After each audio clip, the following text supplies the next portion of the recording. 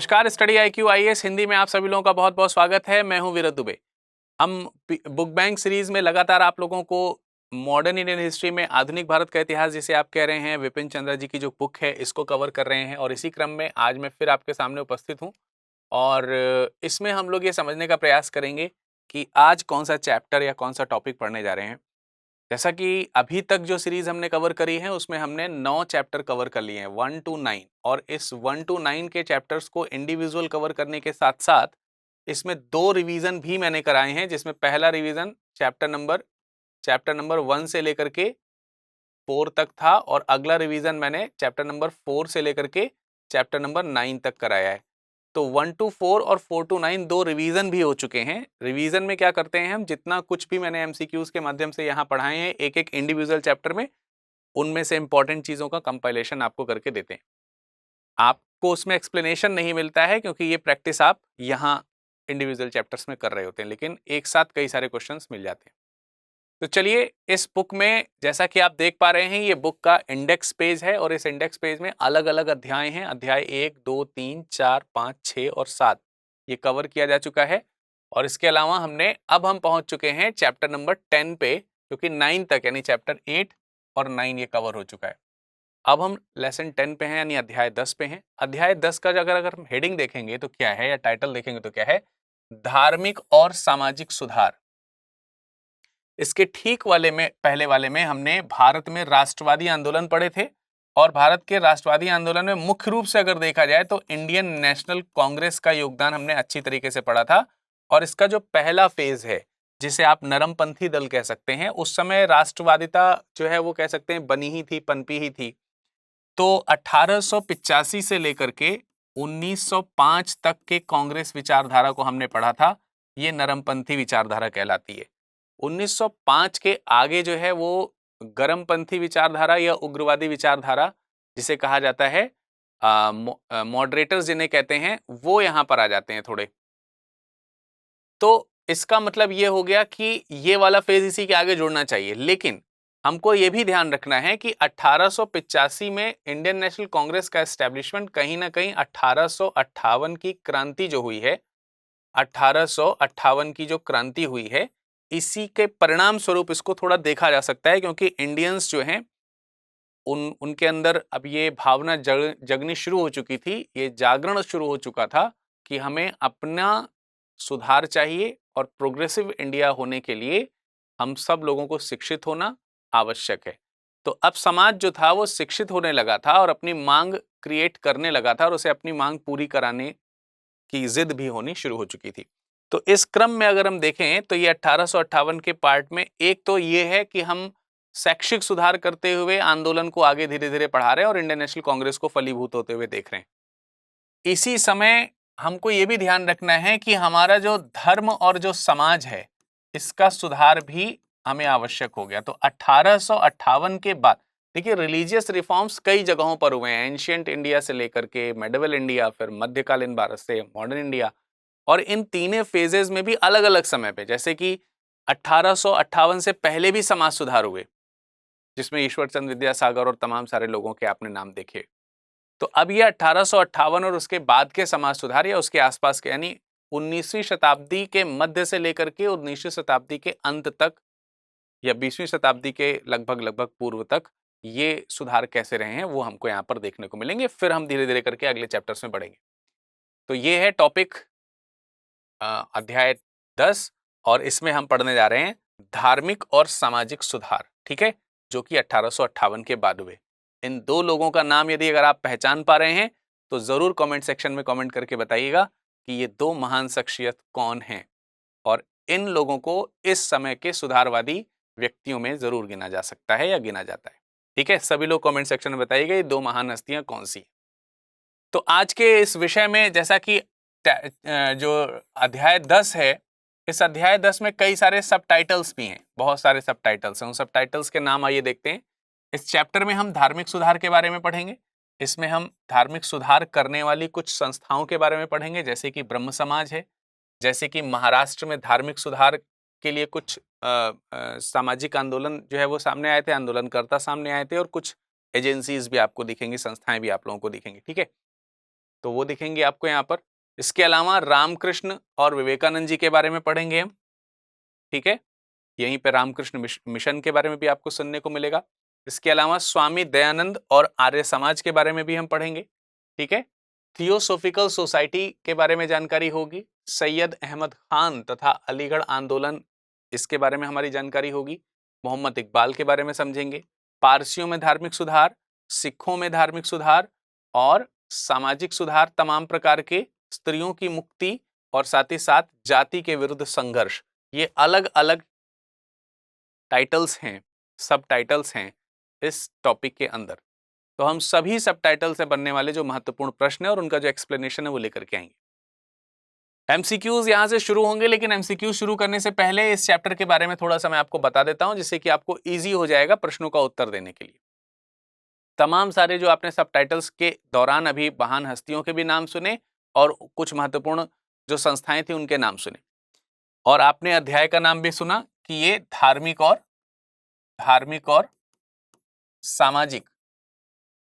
सामाजिक सुधार आंदोलन की बात आ रही है यहाँ पर, और किस समय में, 1858 के बाद में। तो हमें ये थोड़ा सा ध्यान रखना पड़ेगा कि 1858 अगर यहाँ सुधार की बात आ रही है तो उस समय का धार्मिक स्थिति और सामाजिक स्थिति कैसी थी, थोड़ा इसका अगर आपको अंदाजा हो जाए तो आपको ये अंदाजा होने लगेगा कि किस प्रकार का सुधार चाहिए, है ना। सिंपल सी बात है, सुधार का मतलब ही यही है कि कुछ बिगड़ा हुआ है।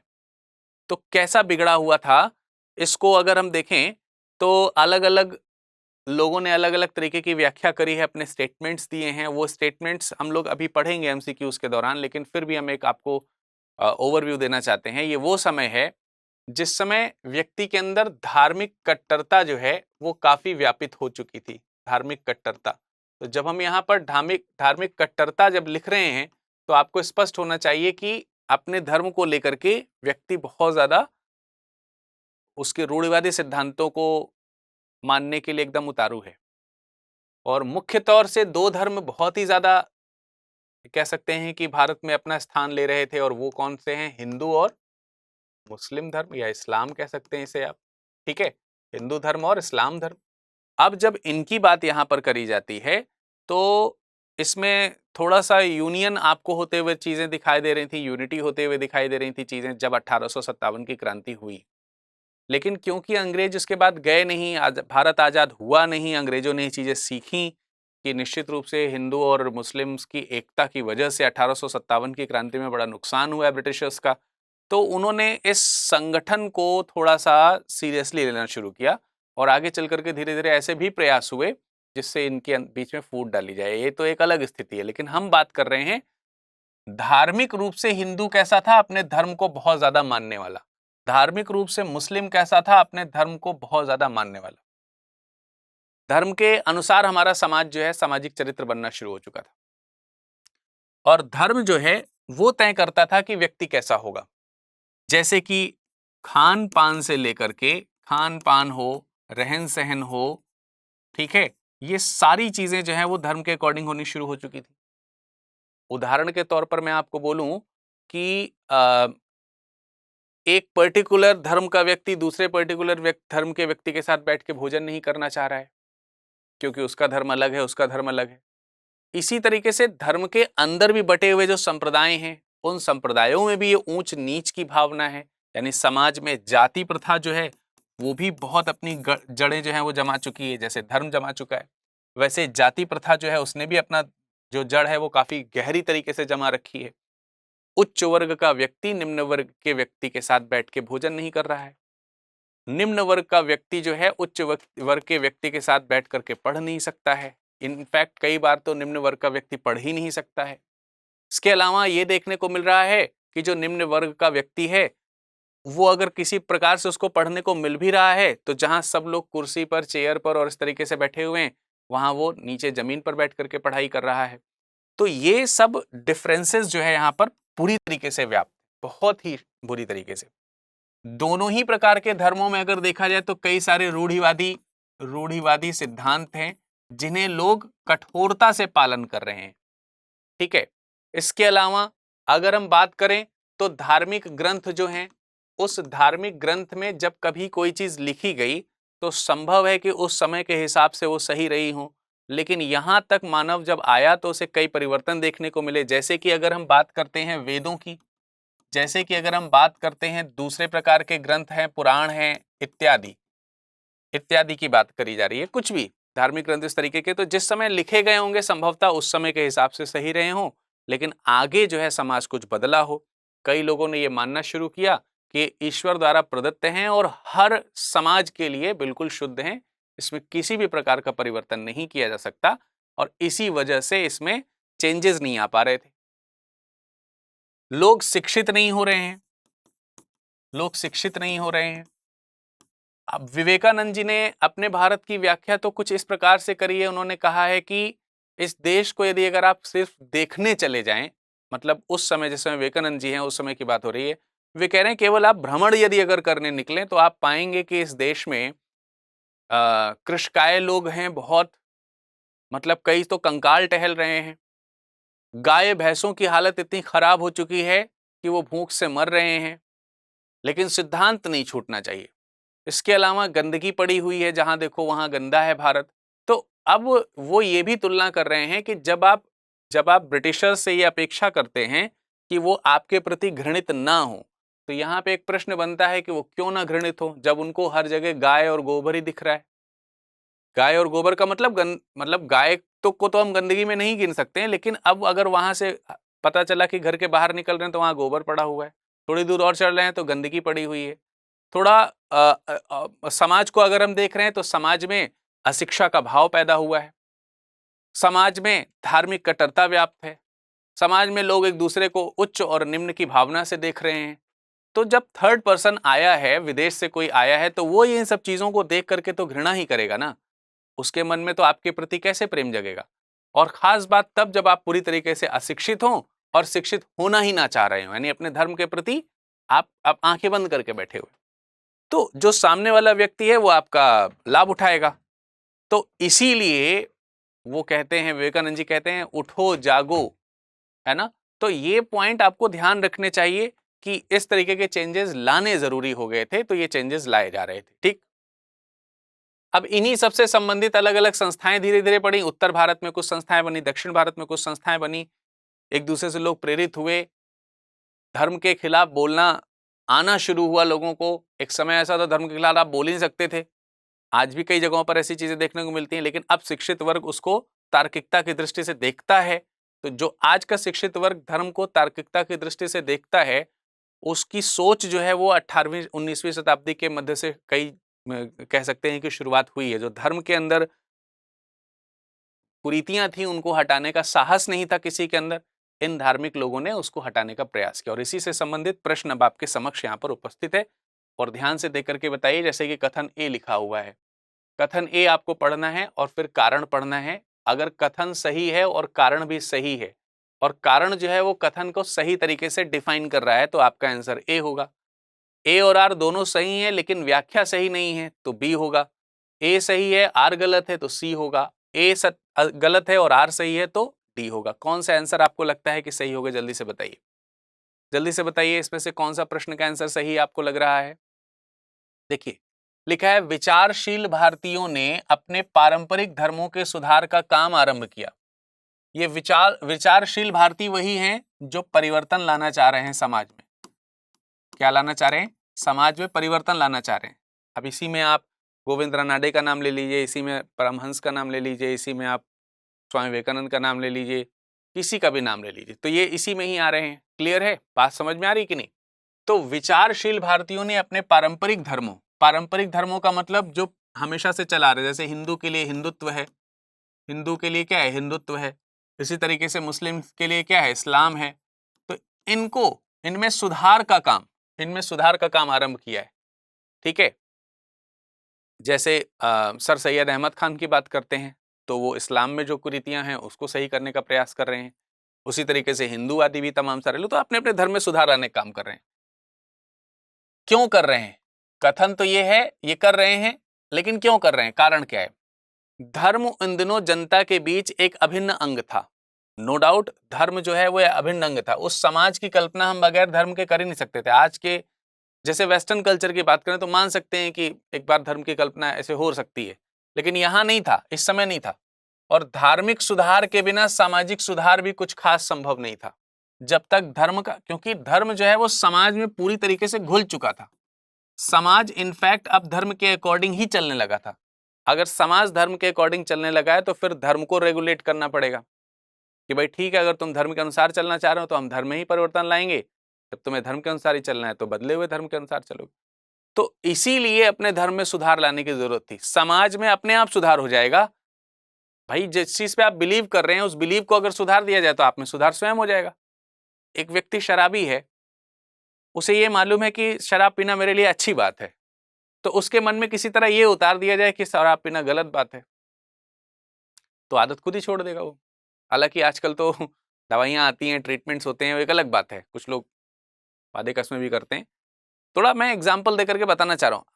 हमको ये समझना होगा कि कहाँ से चीजें आसानी से सुधारी जा सकती हैं। तो ये उन लोगों को सही लगा। इस हिसाब से अगर आप देखेंगे तो कथन ए और कारण आर दोनों में जो बातें लिखी हैं सही हैं, और आर में जो बात लिखी है वो ए को स्पष्ट व्याख्या कर रही है, इसलिए इसका कथन का आंसर क्या हो जाएगा? ऑप्शन नंबर ए इसका सही जवाब हो जाएगा। तो ऑप्शन नंबर ए के बारे में आपको स्पष्ट हो गई बात, हाँ या नहीं? चलिए, ऑप्शन नंबर ए के बाद हम चलते हैं अगले क्वेश्चन की तरफ। ब्रह्म समाज के संदर्भ में निम्नलिखित कथनों पर विचार कीजिए।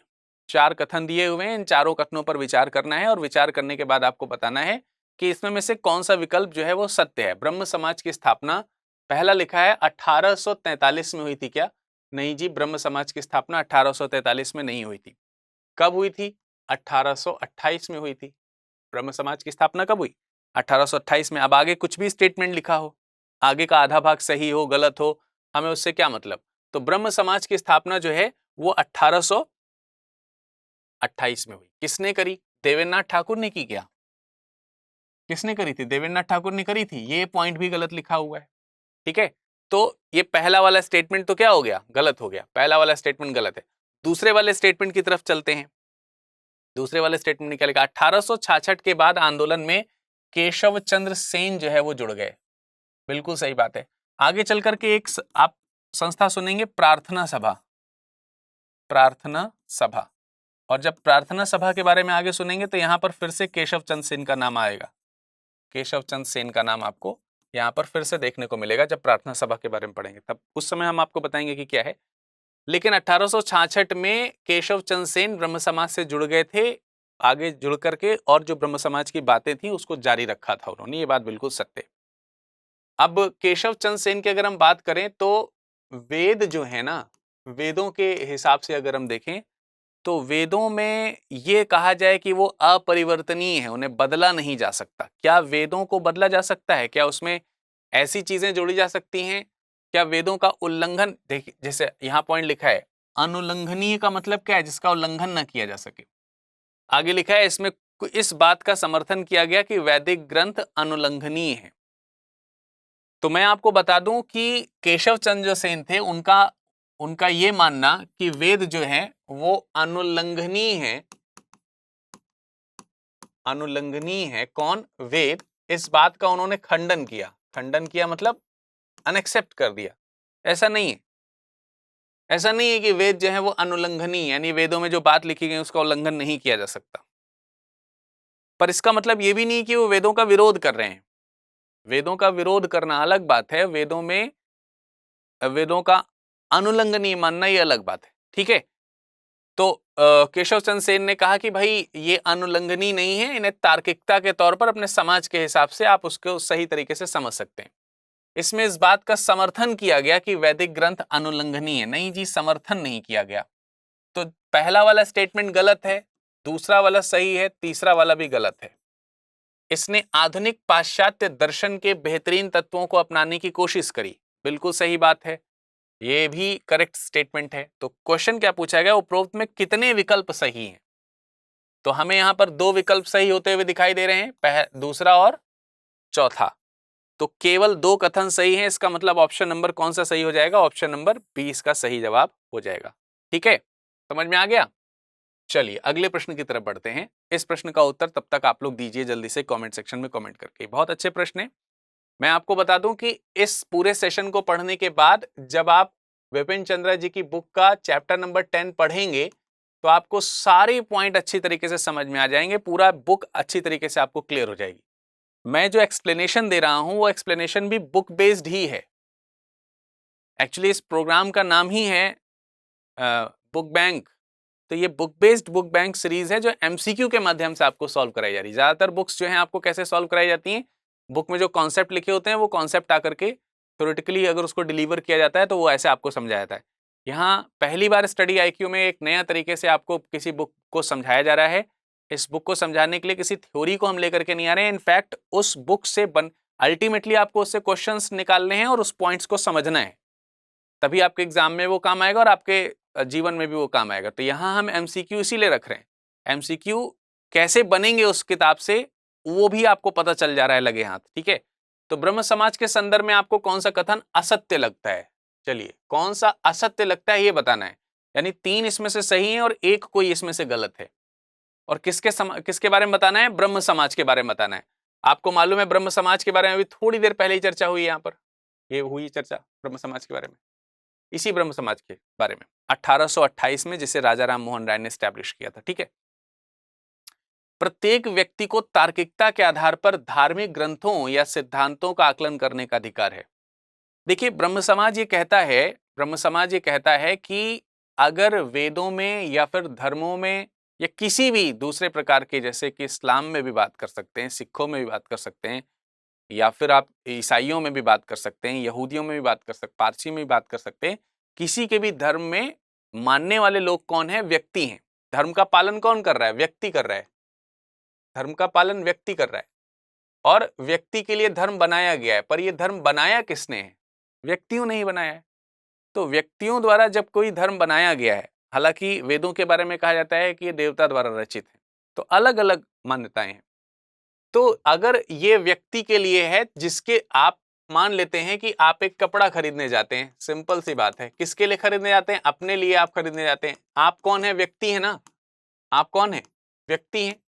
तो जब आप कपड़ा खरीदने जाते हैं तो जो कपड़ा आपके पास आता है, जिस कपड़े को आप एक्सेप्ट करते हैं, वो आपके अनुसार होना चाहिए ना।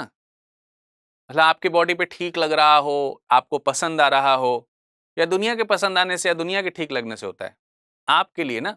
तो यही चीज यहां धर्म के बारे में भी है। अगर आप अपने हिसाब से तर्क से देखिए तो यही बात कही गई है, प्रत्येक व्यक्ति को यह अधिकार है कि वो अपने धार्मिक ग्रंथों या जो भी सिद्धांत हैं उनका वो अपनी तार्किकता के आधार पर, अगर उसमें उसे कुछ गलत लगता है तो गलत कहने का अधिकारी है, अगर उसे सही लगता है तो सही कहने का अधिकारी है, सुधार करना चाहता है तो सुधार करने का अधिकारी है। हर एक व्यक्ति का अधिकार है ये, क्या अपने धर्म के बारे में इस तरीके की चीजें कर सकते हैं।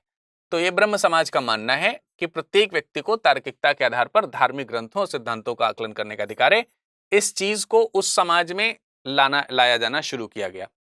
अब ब्रह्म समाज 1828 में बन जरूर गया, लेकिन आप देख पा रहे हैं कि एक बार फिर से जो 19वीं शताब्दी का जो मध्य भाग है लगभग, उसमें जो है आप देख सकते हैं, जैसे 1866 में केशव चंद्र सेन इसमें शामिल हो गए हैं। इससे पहले आपने देखा कि देवेंद्र नाथ ठाकुर भी इसमें जो है शामिल रहे हैं वगैरह।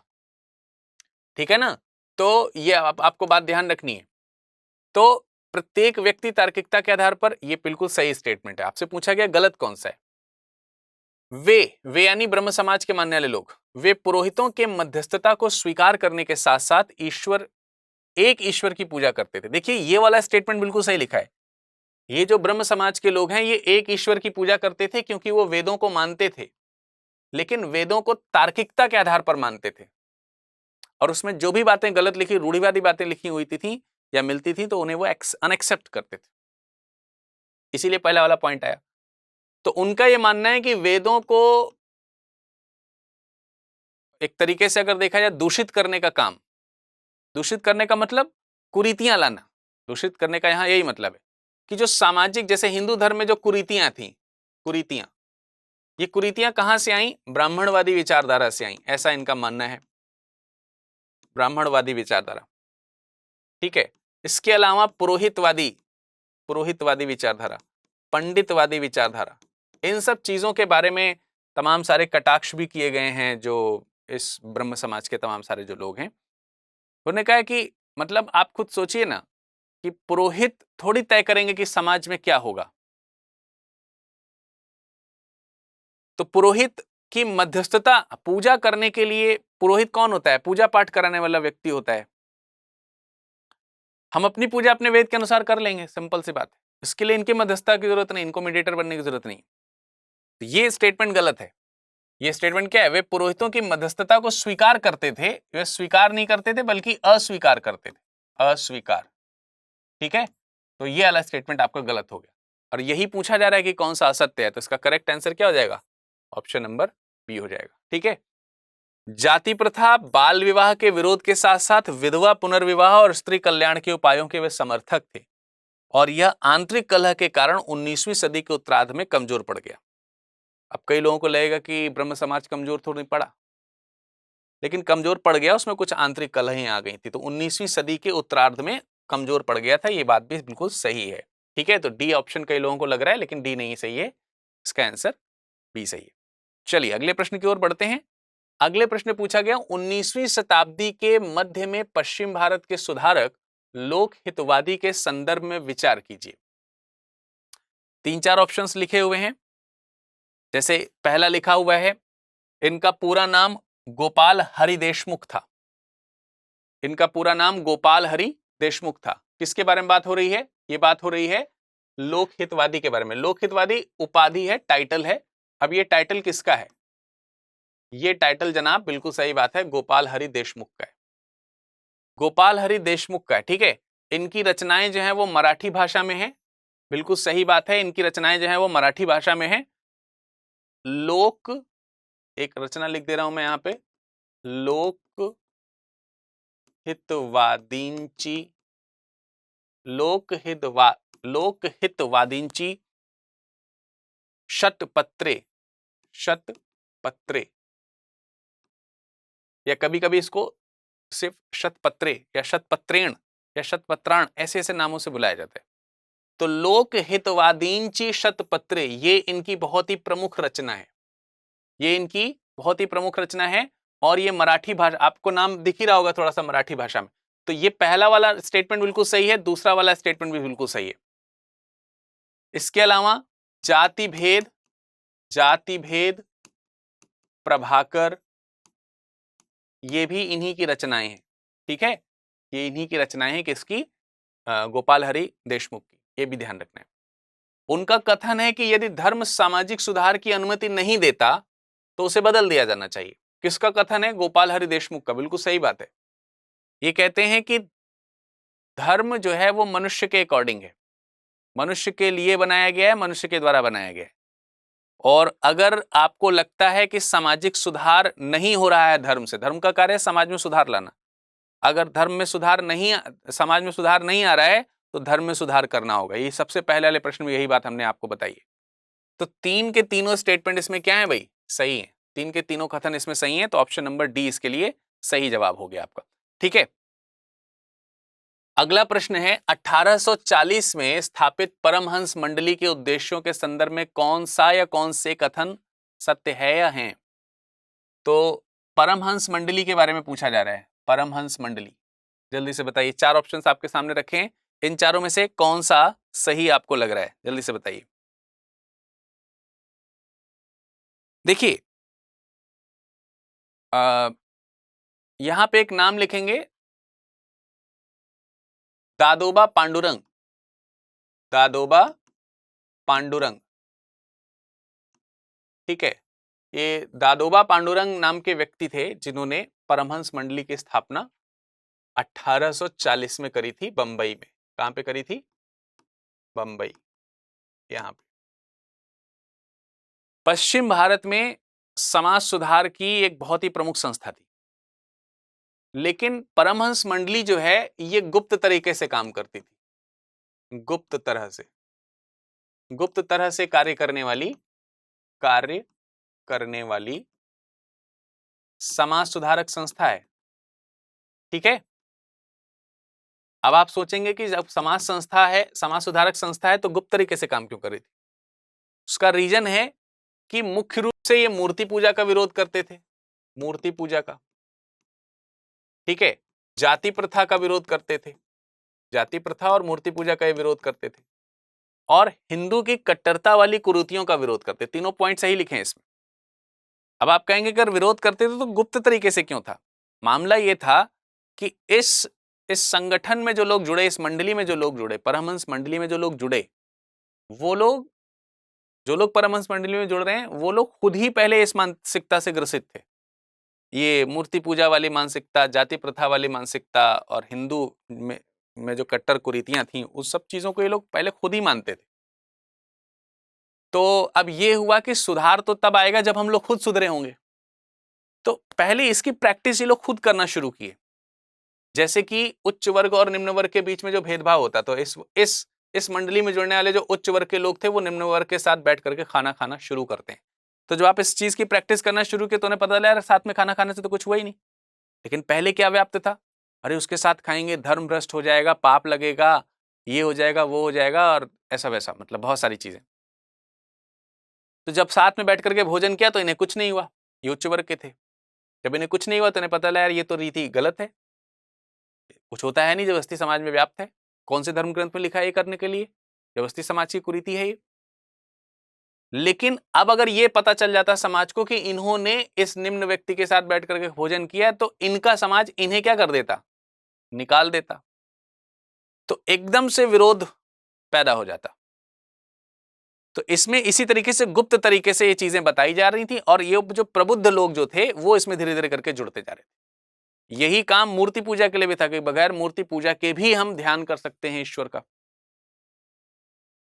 तो इसीलिए जो है थोड़ी सी गुप्त तरीके से कार्य करती थी संस्था, और इसमें अपने कार्य में सफल हुई। और इसी संस्था में आगे चल करके केशव चंद्र सेन जो है, केशव चंद्र सेन इसी में थे पहले, इस संस्था में केशव चंद्र सेन भी थे, केशव चंद्र सेन भी थे।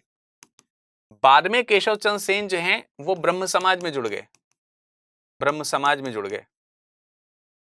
तो ये इनके मन में पहले से सारी चीजें थी, और इसी वजह से इन्हीं सब विचारों का जब रिफॉर्म्ड वे जब केशव चंद्र सेन के पास आ गया, अब उनको समझ में आ गया कि समाज में कैसे सुधार किया जा सकता है, तो इन्हीं के प्रेरणा से आगे चल करके महादेव गोविंद रनाडे ने, आत्माराम पांडुरंग ने, इन सब लोगों ने मिलकर के प्रार्थना सभा की नींव डाल दी, जिसके पीछे विचार जो है इन्हीं केशव चंद्र सेन के थे, जो कि पहले इस तरीके से जुड़े हुए थे। ठीक है, तो ये स्टोरी भी आपको शायद समझ में आई होगी। फिलहाल यहाँ तीनों क्वेश्चन जो है वो, तीनों पॉइंट जो है वो सही है।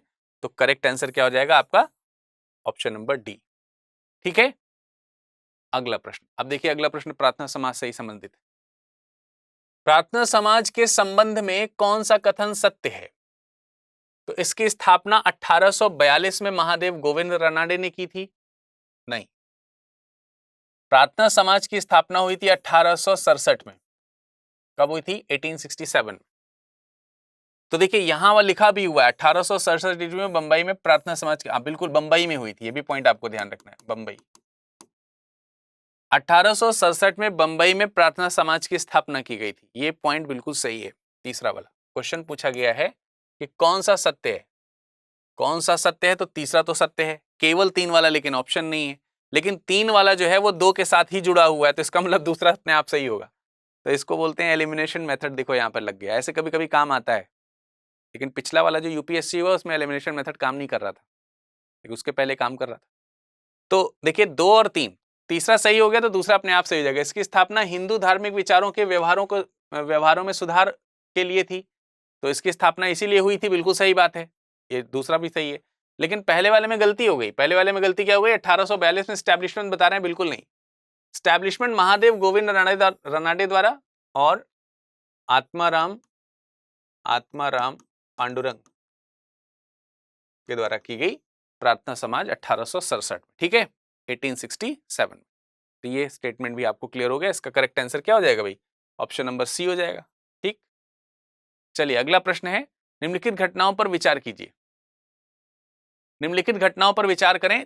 4 पॉइंट दिए हैं, रामकृष्ण मिशन, आर्य समाज की स्थापना, ब्रह्म समाज की स्थापना, परमहंस मंडली की स्थापना, यानी जिनके बारे में लगातार हम चर्चा कर रहे हैं उनके एस्टेब्लिशमेंट के बारे में पूछा गया। अब आपको बताना है उपरोक्त में से उनका कालक्रम के अनुसार सही व्यवस्था क्या है।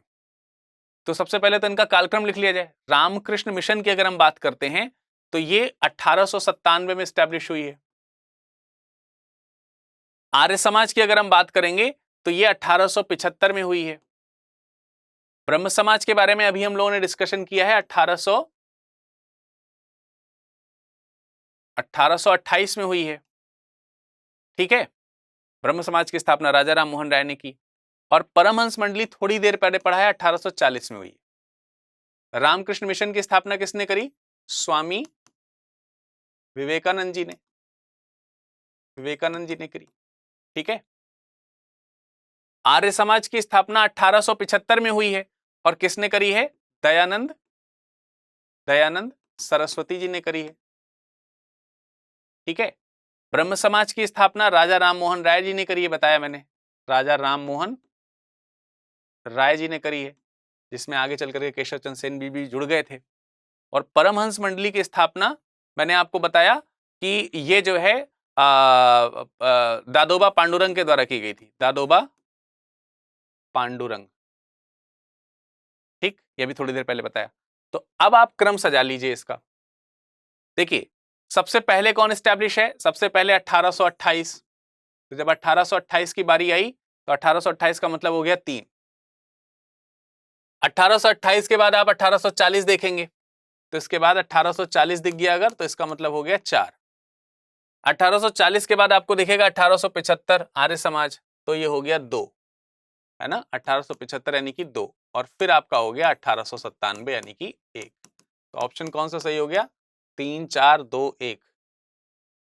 3 4 2 जगहों पर थे, लेकिन 2 1 जो है वो एक ही जगह पर है। तो ये आपका हो गया ऑप्शन नंबर डी सही। ठीक है, इसका करेक्ट आंसर क्या हो जाएगा? Option number D. अगला स्टेटमेंट है, एक स्टेटमेंट दिया हुआ है। दिया क्या है? निम्नलिखित कथनों में विचार करना है, किसके हैं ये? हमारी अपनी मातृभूमि के लिए 2 महान धर्मों हिंदुत्व और इस्लाम का संयोग ही एकमात्र आशा है। ये स्टेटमेंट जो है वो किसका है? अब मैं चाहूंगा कि आप इसको गेस करिए, और मुझे मालूम है कि ज्यादातर लोग इसे गलत करने वाले हैं। तो जितने भी लोग इस समय देख रहे हैं, सभी लोग अपना आंसर यहां पर पुट करिए। मैं देखना चाहता हूं कि सभी लोगों का सही है या नहीं, और कितने लोग गलत कर रहे हैं। मुझे उम्मीद है कि लगभग सभी लोग गलत करेंगे इसको, जिन्होंने नहीं पढ़ा है, नहीं सुना है। हमारी मातृभूमि के लिए 2 महान धर्मों हिंदुत्व और इस्लाम। देखिए, वो जो समय है ना 1850 से लेकर के 1900 तक का, मध्य भारत, मध्य कह सकते हैं, है 19वीं शताब्दी से लेकर के अंत तक का जो समय है 19वीं शताब्दी के, उसमें हिंदू और मुस्लिम दो, आज भी हिंदू और मुस्लिम दो बड़े संप्रदाय हैं। लेकिन उस समय जो कट्टरवादी विचारधारा है, हिंदू की हो चाहे मुस्लिम्स की हो, बहुत ज्यादा चल रही है।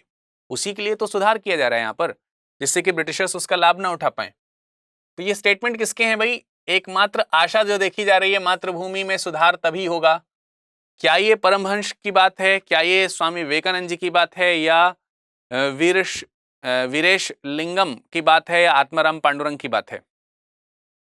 आत्माराम पांडुरंग के बारे में मैंने अभी आपको बताया। स्वामी विवेका ये जो स्टेटमेंट है ये दिया है स्वामी विवेकानंद जी के द्वारा। ये कथन किसके द्वारा कहा गया है? स्वामी विवेकानंद जी के द्वारा कहा गया है। कई सारे लोग ये मानते हैं कि स्वामी विवेकानंद केवल हिंदू धर्म को या उसकी विचारधारा से प्रेरित थे। इनके जो गुरु हैं रामकृष्ण परमहंस, वो आपको मालूम है काली जी के भक्त थे। लेकिन ऐसा नहीं है। एक समाज सुधारक के तौर पर अगर देखा जाए तो वो भारतीय धर्म के रिप्रेजेंटेटिव थे, और उस समय भारतीय धर्म में ये भी है। तो ये स्टेटमेंट इन्हीं के द्वारा कहा गया। तो करेक्ट आंसर क्या? Option number B. एक और है, हमारा ईश्वर भोजन के बर्तन में है और हमारा धर्म यह है कि हम पवित्र हैं, हमें मत छूना या छूना मत। ये कथन किसने कहा है? ये कथन किसका है? अब आप सोचेंगे कि क्या ये कथन किसी ने अपने लिए कहा है क्या? मैं आपको अभी बताऊंगा इसका एक्सप्लेनेशन। ये कथन किसका है पहले ये बताइए। क्या ये रामकृष्ण परमहंस जी का है, स्वामी दयानंद जी का है, स्वामी विवेकानंद जी का है, या आत्माराम पांडुरंग का है? अगेन ये स्वामी विवेकानंद जी का ही स्टेटमेंट है। ये स्टेटमेंट भी किसका है? स्वामी विवेकानंद जी का ही है। लेकिन ये किस बारे में है? जब स्वामी विवेकानंद जी भारत के बारे में बता रहे हैं या लोगों को शिक्षित कर रहे हैं, तो उन्होंने खुद कहा है कि हमारे यहाँ, मतलब आपने वो सुना है ना, पहले प्राचीन समय में क्या होता था? प्राचीन समय मतलब बहुत ज्यादा प्राचीन नहीं जाना है, थोड़ा सा पुराना जाइए, 50 साल पहले जाइए, अपनी एक पीढ़ी पिछले चले जाइए, माता पिता की पीढ़ी में ही केवल जाइए। उतनी ही अगर आप चले जाएंगे ना, तब भी पुराने समय लिखते हैं, प्राचीन थोड़ा ज्यादा प्राचीन लगने लगेगा आपको। पुराना समय का जो लोग है उसकी, पुराने समय के जो लोग हैं उसकी अगर हम बात कर रहे हैं, सुबह उठ रहे हैं 4 बजे, आप समझिए। आप कहेंगे सर इसमें क्या कुरीति है? मैं भी कह रहा हूं इसमें कोई कुरीति नहीं है, बिल्कुल सही है। लेकिन उसके बाद क्या है? स्नान करेंगे। अब आप पूछेंगे सर अब इसमें क्या कुरीति हो गई? मैं भी कह रहा हूं कोई कुरीति नहीं है, भी सही है। अब मान लेते हैं ये काम करने वाली कोई महिला है, पुराने समय की ही कोई महिला है, तो 4 बजे उठ जाएगी सुबह, भोर होते ही, स्नान करेगी, ध्यान करेगी, ध्यान भी लिख दे रहा हूं, इसमें भी कोई बुराई नहीं है भाई, ये भी सही है। उसके बाद ही वो रसोई में जाएगी। आप बताइए इसमें बुराई है या नहीं? आप कहेंगे सर क्या बुराई है इसमें, साफ सुथरा होकर के रसोई में जाना चाहिए, अच्छी बात है। लेकिन ये तो आज की तरह से ना कि साफ सुथरा होकर के जाना चाहिए। उस समय ऐसे था विचार, बगैर स्नान किए अगर आप रसोई में चले गए तो पाप हो गया है, ये तो पाप हो गया, अब तो कथा करानी पड़ेगी, अशुद्ध हो गया घर। मतलब रसोई, अब उस खाने को किसी ने खा लिया और उसे पता चल गया कि आज फला स्त्री जो कि अशुद्ध थी, जिसने स्नान नहीं किया था, उसने बनाया है खाना, तो हड़कंप हो जाता था। आप समझ रहे हैं विचार? मैं इन विचारों के बारे में नहीं कह रहा हूं कि आप 4 बजे ना उठिए, स्नान ना करिए, ध्यान ना करिए, या बगैर नहाए रसोई में चले जाइए, खाना बना लीजिए। मैं ये नहीं कह रहा हूं कि ये करिए, लेकिन मैं ये कह रहा हूं कि यदि अगर कोई गलती से ऐसा कर लेता था तो ईश्वर के नाम पे अपराध हो जाता था। वेदों की दुहाई, धर्म की दुहाई, जाति की दुहाई, तमाम प्रकार की, और फिर मजे आते थे किसके? पुरोहित वर्ग के, क्योंकि वही आएगा अब शुद्ध कराने। पंडित आएगा तब शुद्ध होगा, तभी रसोई शुद्ध होगी। तो अब ये वेदों में लिखा है क्या? ये किसी धर्म ग्रंथ में लिखा है क्या? यही चीज वो बोल रहे हैं। तो वो कह रहे हैं हमारा ईश्वर भोजन के बर्तन में है, भोजन के बर्तन में हमारा ईश्वर है। आपने देखा होगा कि भोजन का बर्तन साफ सुथरा करके रखा जाएगा, अलती पलती मार के लोग बैठेंगे, अशुद्ध व्यक्ति थाली नहीं छू सकता है। तो अब ये शुद्ध अशुद्ध व्यक्ति भी होते थे उस समय। अब आप इसको उच्च और निम्न जाति कह लो तो और ज्यादा स्पष्ट हो जाएगा मन में। बाय द वे, मान लेते हैं आप किसी भोज में बैठे हुए हैं, घर में तो कोई आ नहीं जाएगा आपके अलावा, मान लेते हैं किसी सार्वजनिक भोज में गए और आपको किसी ने थाली परोसी, बाद में पता चला कि जिस व्यक्ति ने थाली परोसी थी वो तो फला क्लास का था या कास्ट का था, और आप जो थे वो बहुत उच्च वर्ग के थे, ब्राह्मण कह लीजिए, पुरोहित कह लीजिए। अब तो धर्म नष्ट हो गया।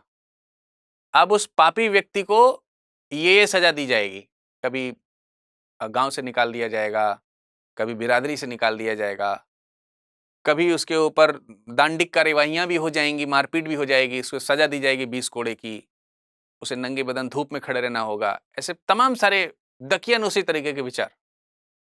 तो इसी पर कटाक्ष कर रहे हैं स्वामी जी, और वो बोल रहे हैं कि हमारा ईश्वर जो है ना वो भोजन के बर्तन में है, और हमारा धर्म क्या है? ईश्वर तो बर्तन है, हमारे भगवान जो है बर्तन बैठे हुए हैं, क्योंकि अब भगवान को छू लिया तो गलत ही है, वो भी गलत होकर के छू लिया तो बर्तन छू लिया मैंने भगवान छू लिया। और दूसरा क्या है? हम पवित्र हैं, हमें छूना मत, ये हमारा धर्म है। आप इसकी प्रैक्टिस को आप महसूस नहीं कर सकते ये किस हद तक है। भयंकर तरीके से इस तरीके की विचारधारा ने जड़ें जमा ली थी, जिस पर कटाक्ष करना जरूरी था, जो कि स्वामी विवेकानंद जी ने किया है। और वो ये कहते हैं कि जो लोग इसकी प्रैक्टिस कर रहे हैं, मजे की बात तो ये है कि उन्होंने धर्मशास्त्र पढ़े तक नहीं है, केवल सुनी सुनाई बातें। पापा मम्मी ने कहा है कि अशुद्ध होकर के भोजन नहीं बनाना, धर्म नहीं पढ़ा उसने, लेकिन उन्होंने कह दिया था, बड़े बुजुर्ग थे, पुराने लोग थे, परंपरा चली आ रही है हमारे यहाँ भाई, ऐसे ही होता है। मैं फिर आपको बता दे रहा हूं, बार बार मैं ये नहीं कह रहा हूं कि बगैर नहाए धोए रसोई में जाना चाहिए, लेकिन उसके पीछे का तर्क क्या होना चाहिए? देवी देवता, केवल इस पर है, जो कि इनका भी तर्क है यही। इसीलिए यहां पर स्पष्ट रूप से लिखा है कि हमारे बर्तन में है भोजन भगवान। इसके पीछे तर्क क्या है? बर्तन तो बर्तन है ना यार, मतलब उसमें क्या है इस तरीके का। तो आई होप कि आपको ये पॉइंट समझ में आ जाएंगे, वरना इस पर चर्चा अगर चलेगी तो 2-4 घंटे तो इसी पे ही चर्चा हो जाएगी, फिर आप लोग सोचेंगे कथा सत्संग कर रहे हैं सर ना। चलिए, अगला पॉइंट है आर्य समाज के संबंध में निम्न कथनों पर विचार कीजिए। फिर से आर्य समाज की बात आ गई है। 1875 में इसकी स्थापना स्वामी दयानंद सरस्वती ने करी थी। जल्दी से बताइए क्या स्टेटमेंट सही है आर्य समाज के विषय में? आर्य समाज के बारे में बहुत देर तक मैं आप लोगों को बताता रहा। क्या 1875 में दयानंद सरस्वती ने इसकी स्थापना करी? बिल्कुल सही बात है, अभी थोड़ी देर पहले बताया। उन्होंने इन सभी धार्मिक विचारों को रद्द कर दिया जो वेदों से मेल नहीं खाते थे। वेदों तथा उनकी अनुलंघनीयता पर इस तरह की पूर्ण निर्भरता ने शिक्षाओं को रूढ़िवादी रंग में रंग दिया। उनकी शिक्षाओं को रूढ़िवादी रंग में रंग दिया। अब देखिए यहां पर आपको दयानंद सरस्वती के विचार जो है ना, ये थोड़े से ऐसा लगेगा कि यार एक सुधारक भी हैं और धार्मिक मानसिकता से ग्रसित भी हैं। लेकिन फिर रुकिए, यहां पर जब सुधारक हैं तो धार्मिक मानसिकता से कैसे ग्रसित हो सकते हैं? स्टेटमेंट की अगर हम पहले बात करें, पहला स्टेटमेंट सही है, उन्होंने सभी धार्मिक विचारों को रद्द किया जो वेदों से मेल नहीं खाते थे। अब इसी चीज को लेकर के बहुत सारे लोग कहेंगे अरे यार दयानंद सरस्वती तो बहुत ही बेकार इंसान थे फिर तो, क्योंकि वो तो जो वेदों में जो बातें वेदों में मेल नहीं खा रही उसको एक्सेप्ट ही नहीं करते थे। मतलब इनके लिए वेद ही सब कुछ था। ऐसा क्यों था? क्योंकि दयानंद सरस्वती का मानना था कि वेद अनुल्लंघनीय है। ऐसा इनका दृढ़ विश्वास था। दृढ़ विश्वास समझते हैं ना किसे कहते हैं? कठोर तरीके से जिस पर विश्वास हो। इनका मानना था कि वेद में जो बातें लिखी हैं उसका उल्लंघन किया ही नहीं जा सकता। बिल्कुल स्पष्ट और सही बात लिखी है, वेद पूर्णतः अनुल्लंघनीय है। जबकि आपने भी थोड़ी देर पहले क्या गोविंद रानडे के क्या विचार सुने थे? गोविंद रानडे कहते हैं कि ऐसा नहीं है, हम इसका बात का खंडन करते हैं। लेकिन यहां पर सरस्वती जी क्या कह रहे हैं? कह रहे हैं कि अनुल्लंघनीय है, यानी कि वेदों का उल्लंघन नहीं किया जा सकता। क्यों नहीं किया सकता? तर्क क्या है? ये ईश्वर द्वारा प्रदत्त है, ईश्वर द्वारा प्रदत्त। अब आप तो और विश्वास हो गया कि तो पक्का ही गलत बोल रहे हैं। मतलब ईश्वर द्वारा प्रदत्त है तो उल्लंघन नहीं किया सकता, और वेदों को ईश्वर ने लिखा है करके, ये इनका विश्वास है। लेकिन फिर भी देखिए, मैंने कहा ना कि वे उन विचारों को रद्द कर देते हैं जो वेदों से मेल नहीं खाते, इसीलिए क्योंकि वो मानते हैं कि वेद अनुल्लंघनीय और देवताओं के द्वारा रचित है। लेकिन वो ऐसा क्यों कर रहे हैं? और फिर अगर ऐसा कर रहे हैं तो हम उन्हें समाज सुधारक कैसे कहें? तो रूढ़िवादी विचारधारा को प्रमोट कर रहे हैं कहीं ना कहीं, तो समाज सुधारक कैसे हुए? फिर भी इन्होंने क्या कहा? इन्होंने कहा कि अब उनका यह कहना है कि जब आप वेद अध्ययन करें या वेद प्रचार करें तो तार्किकता के आधार पर करें भाई, तार्किकता के आधार पर। और इन्होंने देखा कि वेदों में तार्किकता के आधार पर कहीं कमी है ही नहीं। तो जब इन्हें लगा कि वेदों में तार्किकता के आधार पर कहीं कमी नहीं है, रूढ़ि ये नहीं कह रहे हैं, ये विरोध कर रहे हैं किस चीज का?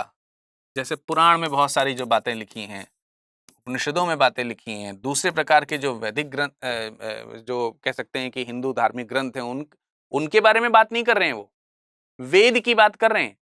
और वेदों में परिवर्तन ही तमाम सारे लेटर वैदिक पीरियड और उत्तर वैदिक काल और उसके बाद के जो काल हैं उनमें जो लिखे गए ग्रंथ हैं, उन्होंने ही वेदों को सही तरीके से नहीं रिप्रेजेंट किया और उसे अशुद्ध किया। तो हिंदू विचारधारा जो है या वैदिक विचारधारा जो है उसे ये पूर्णतः शुद्ध मानते हैं, बशर्ते कि वो वेदों की लिखी गई बातों को एक्सेप्ट करते हो तो। और इन्होंने तर्क दिए हैं कि वेद में कहीं पर भी कोई भी बात गलत नहीं लिखी है। तो ये इनका अपना विचार, ठीक है। तो इसी वजह से वेदों और उनकी अनुल्लंघनीयता पर इस तरह की पूर्ण निर्भरता ने ही उनकी शिक्षाओं को रूढ़िवादी रंग में रंग दिया था। हाँ, तो ये रूढ़िवादी रंग में रंगे हुए दिखाई दे ही रहे हैं आपको, तो तीसरा स्टेटमेंट भी सही है इसमें। लेकिन ऐसा नहीं है कि रूढ़िवादी रंग में रंगने के बाद वो सुधार नहीं कर रहे हैं। जैसे एग्जाम्पल के तौर पर उनका मानना है कि जाति प्रथा वेदों में दी है, लेकिन उसे जाति प्रथा नहीं, उसे वर्ण व्यवस्था कहा जाता है। क्या कहा जाता है? वर्ण व्यवस्था। वे कहते हैं कि वर्ण व्यवस्था में विश्वास करना चाहिए। फिर वो ये कहते हैं कि वेदों में तर्क के आधार पर यह लिखा है कि कार्य आधारित वर्ण व्यवस्था है।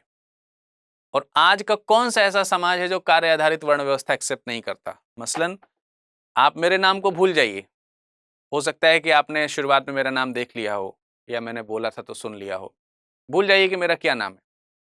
अगर आप मेरे नाम को नहीं जानते हैं तो मेरी पहचान किस रूप में करेंगे? आप तुरंत कहेंगे ये तो एक टीचर थे। तो टीचर थे ये कैसे आपको पता चलेगा? क्योंकि मैंने कार्य ही आपके सामने ऐसा प्रदर्शित किया है।